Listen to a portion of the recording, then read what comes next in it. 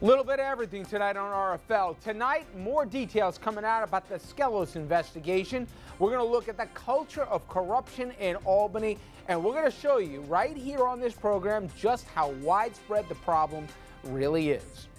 Then the Obama administration fighting Republicans who sued to block his immigration plan. But if the GOP wins this one, we'll end up losers in the long run. And also, 150 years after President Lincoln's assassination, he's still a huge presence even to this day. We will look at Lincoln's legacy and explore what would have happened if he'd actually lived to see through Reconstruction.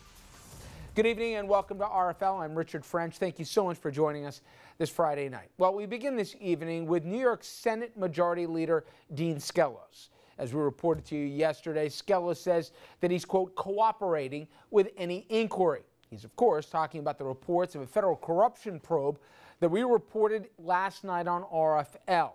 Now, this is just the tip of the scandal iceberg in Albany. And Andrew, this morning we were talking about it, try to put in context. You had a good analogy yesterday for our panel that included a current and a former member of the New York legislature. You're like, just think for a second that the Speaker of the House and the Senate Majority Leader, both either under indictment or facing indictment, that's the equivalent of what's going on in Albany right now, and it's nothing new. And I said people would bring pitchforks to Washington if that would happen, but as for the culture of corruption in Albany, Rich, if I went through all of the people who have resigned in recent years, we would fill up the entire hour, and the more you dig into the story, the worse it gets. I found dozens of cases, and here are the highlights, or maybe I should say lowlights.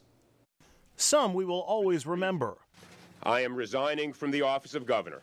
Others, like former Comptroller Alan Hevesey's corruption scandal, feel like Albany as usual. All, it seems, had it coming. This Hurricane Espada is going to turn this place upside down. In the past decade, more than 30 New York State lawmakers representing both parties have been convicted of crimes or stepped down for other reasons. From legislative leaders accused of using their offices for personal gain, like former Assembly Speaker Sheldon Silver and former State Senate Leader Joe Bruno.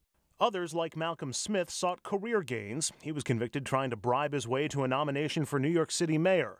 To lawmakers with personal shortcomings, like Hiram Montserrat, convicted of assaulting his girlfriend, which led to his expulsion from the Senate, or Assemblyman Vito Lopez, essentially booted after settling cases over sexually harassing his staff.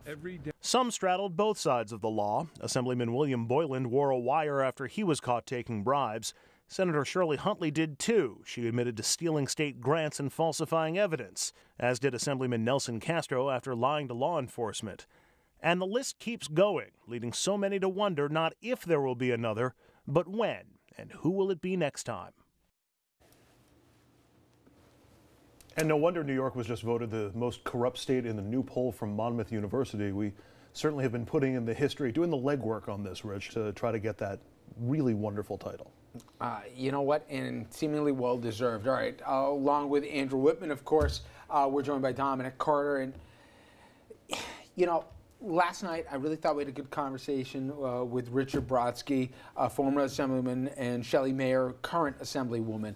And they're right that there's been some ethics reform since they've been there. They voted to remove Shelley Silver. I don't know what real choice they really had here.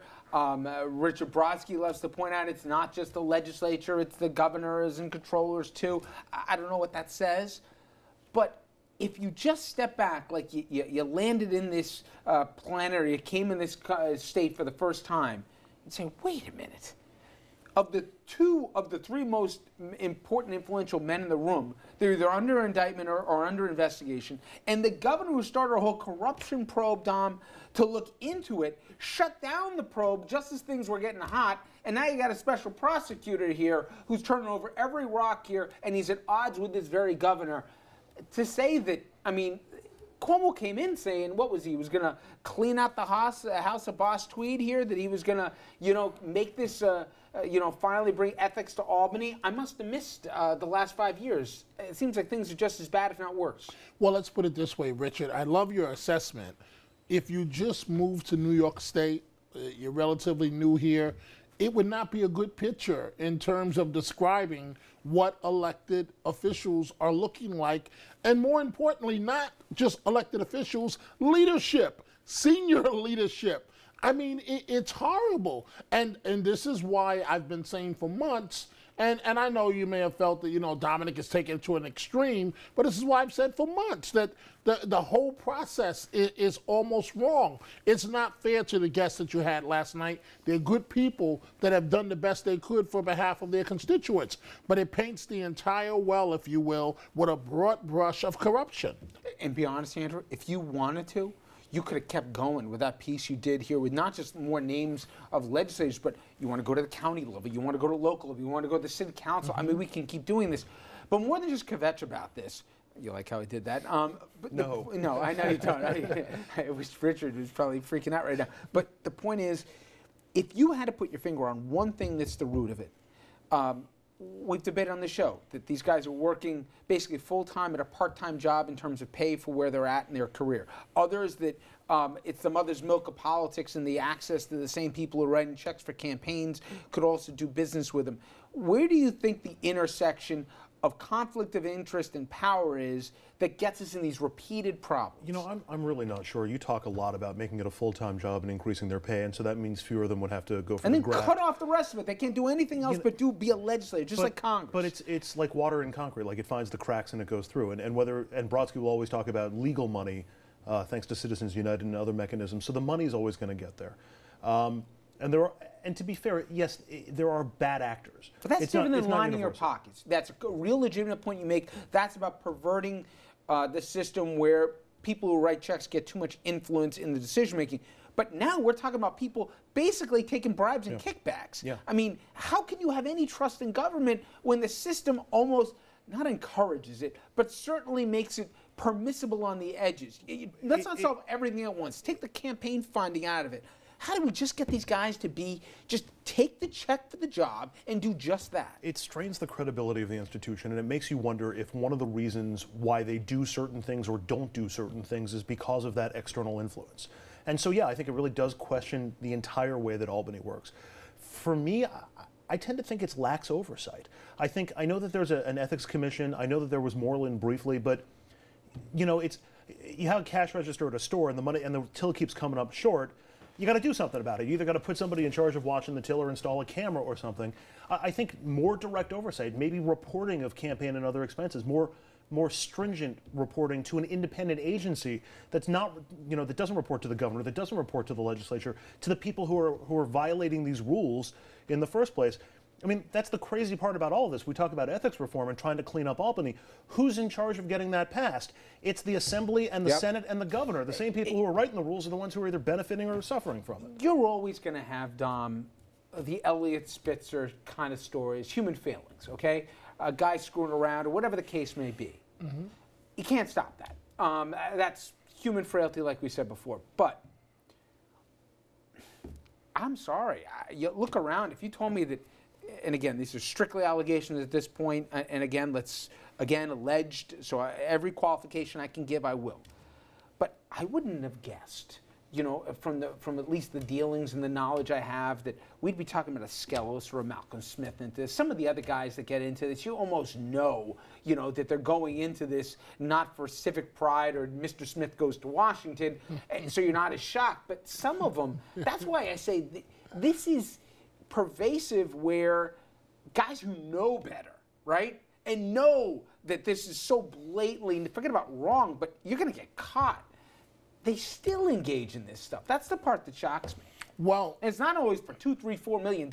Okay? Sometimes for 20 grand. But to say they were going to get caught is not fully accurate, because if a federal prosecutor didn't look into this, no one would have been charged with a crime based on what we have seen up to date. Fair and enough. Richard, let's say you pay him full time, right? You can't accept any outside income.